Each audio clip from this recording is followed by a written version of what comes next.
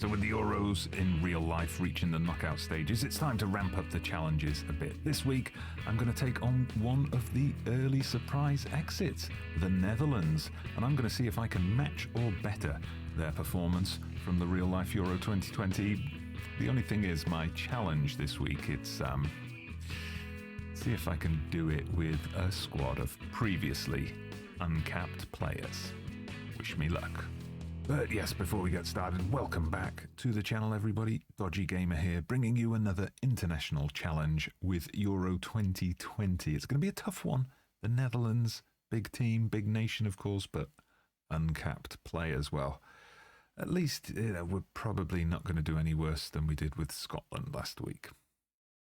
But before we get started, if you're new around here, and I know a lot of my current viewers and subscribers are coming in from the Euro 2020 database video, from the Why You Should Try International Management video, well, thank you for coming to check out this Let's Play mini-series as well. And if you do enjoy what you see, make sure you hit that like button, subscribe to the channel, get the bell on for notifications so you don't miss any of the international action. For my returning viewers, well, welcome back. And you might notice in the course of this video a few changes, a few tweaks I've made to how I record my videos and put them together. Leave me a comment down below what changes you've noticed, and let me know if you think it's a thumbs up improvement, thumbs down, what are you doing, or didn't really make much difference. So first of all, I'll just talk you through exactly what I mean by this challenge in terms of uncapped players. What I've done is I set up a new game. As you can see here, it's the 17th of May, so just a few days before the squad selection date. And I'm going on players who in the game have not been capped up to this point. So if they have picked up one cap in real life, I am aware, like one of the goalkeepers that I'm planning on picking did get into the squad for Euro 2020 and played in real life, got a cap beforehand. But here in the game, if they've got 0 caps, they're eligible to be picked.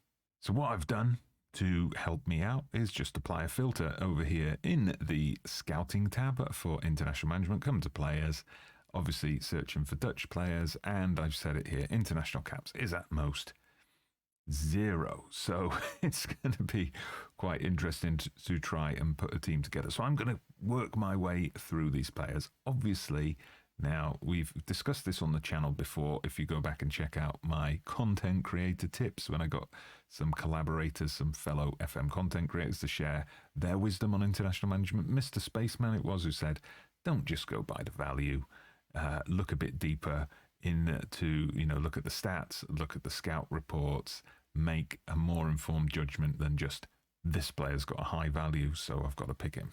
Right, so I'm going to pick my squad. I'm going to play this friendly with Turkey, and then I'm going to get back to you with the squad announcement. Well, delete. Disappointed to miss the European Championship. Virgil van Dijk, Frankie de Jong, Memphis Depay. The list goes on and on. All the people who are shocked to not be included. And as you can see here, there's an absolutely massive list. Players they're surprised I included. And players they're surprised I left out. Well, that's the nature of this challenge. So this is a squad I've put together. As you can see here, as things stand, I've got the caps listed here, all of them on 0 in game. Now, I do believe Marco Bizzet has picked up a cap in real life, but not in the game. So he's going to be our first choice keeper. Now, a lot of these names may be familiar to the Wonder Kid hunters of you out there. We've got Cooper Miners, for example, from AZ Alkmaar. So he's a decent player, someone who I think we're definitely going to see in the Dutch team in the future. We've also got Gravenbach from Ajax, so only 19 years old, but already a decent player. Described, of course, as a wonder kid, so he's going to be one of our creative midfield forces. We've also got a Hatteren who has not yet been capped, so at PSV, 19 years old, someone who can give us a bit of attacking threat from the flanks. I've also brought up a couple of players who've done well at youth level for the Dutch. Ferdi Kadiolu is one of those, obviously someone with Turkish roots, but someone who's represented the Netherlands at under 21 level. I mean, that is one thing that's a bit encouraging for our hopes in this, that in real life the Netherlands youth teams have been successful in recent years, so hopefully that's going to translate here today. And of course we've got players like Xerxes, we've got Tahith Chong, we've got Locadia. There's an interesting one, bit older, 27 years old, but never capped at senior level. He's currently playing at Cincinnati, at least he has been this season. Went out there on loan from Brighton, I believe, so interesting to get an MLS player in the team. And yeah, I'll let you pause the video if you want to take a closer look at any of the names. We'll get to know some of these players a little bit better as we go through the group stage and hopefully beyond. Okay, so in our warm-up game, we played against Turkey and we managed to get a win, a 1-0 win. So that was pretty good. It took a last-minute goal, injury time goal. Xerxes on his debut. Well, they were all on their debut, weren't they? I mean, that was a bit of a shame that we're playing a friendly, so technically a lot of these players are coming in with one cap. But, don't worry about that. That's just a minor detail. They were all uncapped when the squad was picked. So as usual, the fixture order has been messed around by the database. So we're going to play North Macedonia first, then Ukraine, and our final match will be against Austria. Austria have already got 3 points on the board, having beaten Ukraine. Now, as you can see here, we're going for a bit of a different formation for me. This was one that I was told by my staff would be a suitable formation for our squad. So I thought, I'll go with it and we'll tweak it a little bit. So we're going with 3 at the back. We've got our wing backs. We've got our 2 midfielders, attacking midfielder, and 2 up top. Of course, though, we also have our classic 4-2-3-1 here as a backup, just in case we need it. All right, so the teams come out for their first game of this group stage fixture. North Macedonia, of course, it's the big debut for them in the tournament. Eliminated in the group stage in real life. Hopefully they're not going to turn in a good performance here. All right, it's a throw in for us. We're deep in our own half, but the chance to build something from the back, so we play it inside. We're looking for that kind of vertical tiki-taka style, which, is working so far. Locadia's gone out wide. Is he going to whip in across here? No, he gets hacked down, but Kleber comes in. Now we've given it away, and it's that man, Pandev, plays it to Elmas. We weren't expecting this to turn into a North Macedonia counter. Oh dear, and that is an absolutely terrible own goal. Marco Bizzett, what are you doing? All right, we'll take a look at that a bit closer up. Elmas on the mazy run, drills in the low cross. Bizzett, why didn't hold on to that? This is going to be one of the great mysteries of this Euros. Not off to a good start at all. Oh, dearie me, this could be another short challenge. Right, well, we're past the hour mark and nothing has happened so far. So I'm going to bring on Xerxes. He's proven himself at this level. He's, the only player in the squad to have ever scored an international goal. So he's going to come on up front. I'm also going to bring on Ihataren. He can come on in that attacking midfield role. And we're going to go a bit more positive. I'll get them to up the tempo a bit, go a little bit more direct as well. Well, we're into the final 5 minutes. We brought on Chong up front. We've told everyone to go attacking, and it's just nothing's happening. And it's a North Macedonia highlight, not what we wanted to see. That's full time, a 1-0 defeat.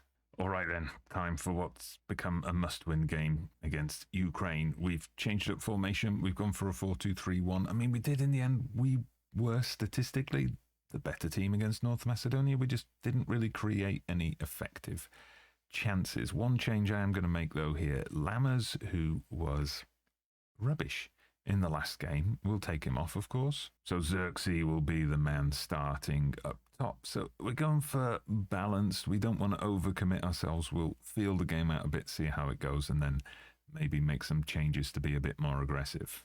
Okay, the teams march out here. This is being played in Amsterdam. We're the home team, so let's make that count. But the first highlights for the Ukraine. Oh, come on.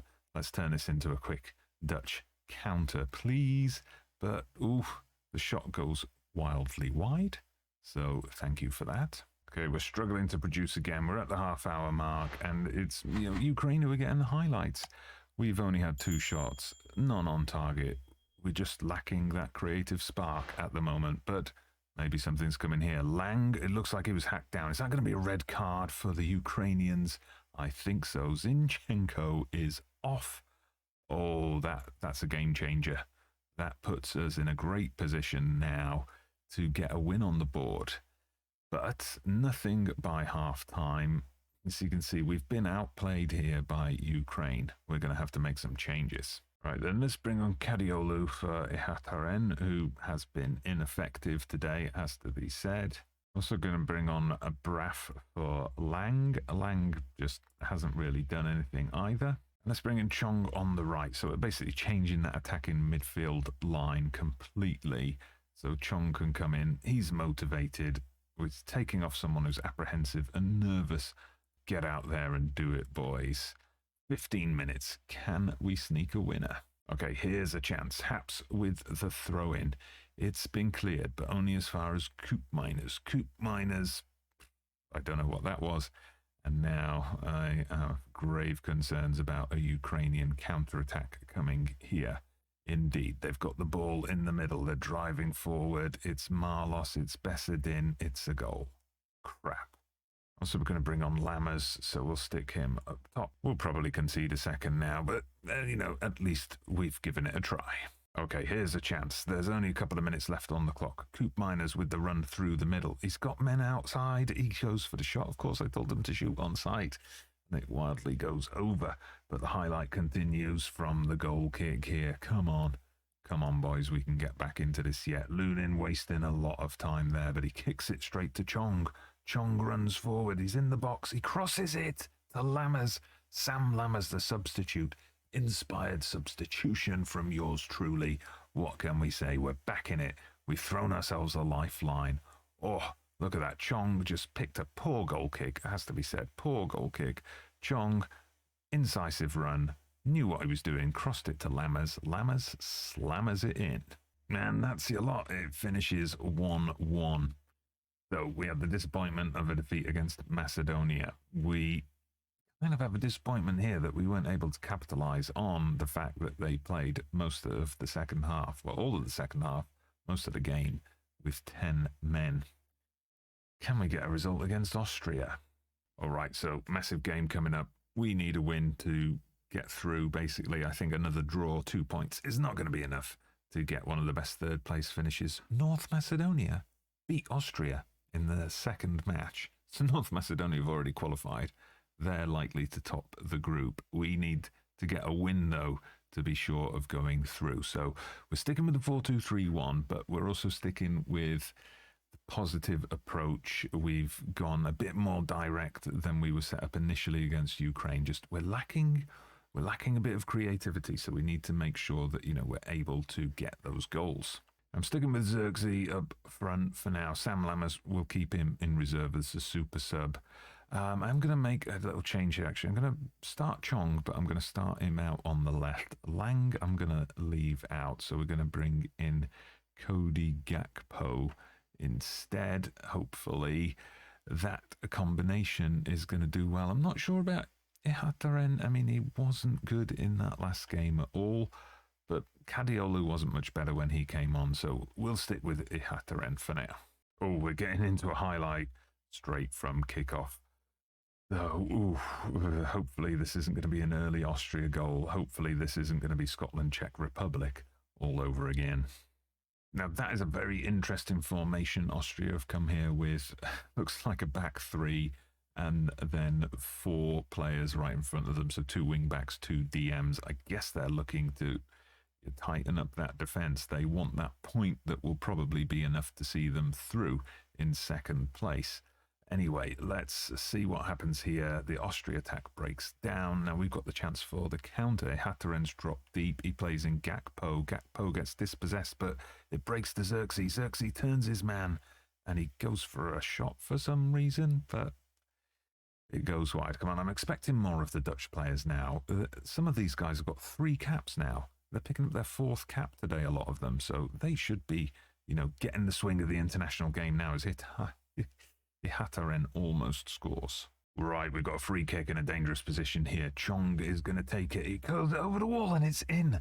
Tahith Chong, the Manchester United youngster, spent the season out on loan at Brugge, and he has put us in front. Oh, let's have a look at that. Beautiful free kick. Just look at the curl on that.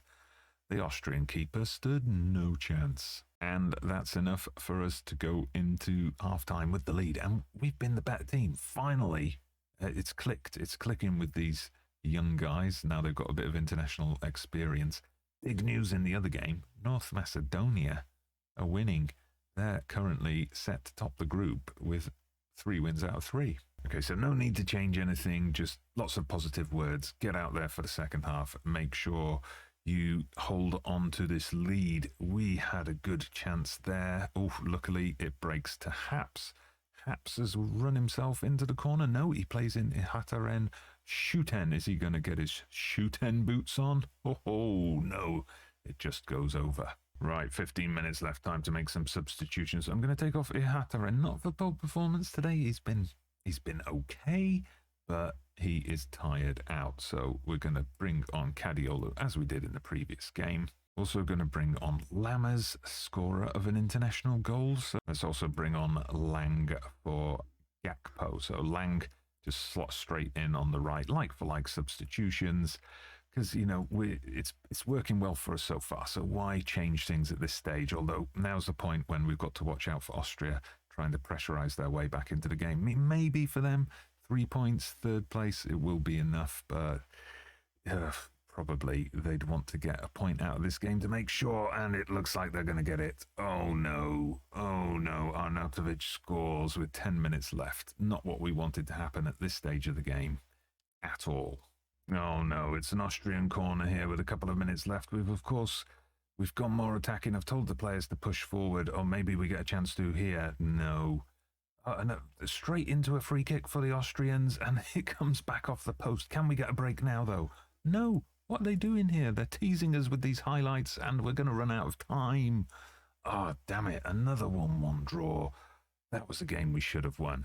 So that puts Austria into 2nd place.